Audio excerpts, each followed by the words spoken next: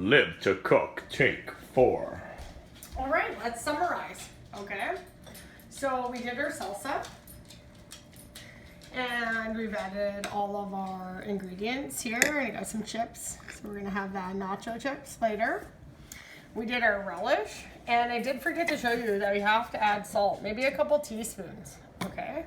And if you want, you can add a little mustard and do a mustard pickle. And later on, we're gonna be having smokies with that, homemade relish.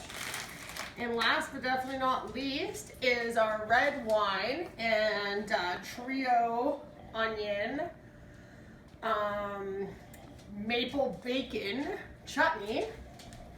And I wanted to show you how it came together. So now you see it, you pull it apart and how the sauce kind of comes together. Now that that sugar has caramelized with the onions. And we're gonna have that with a nice brie and baguette. So we could toast that baguette, or we could just have our brie and our hot onion on top like so.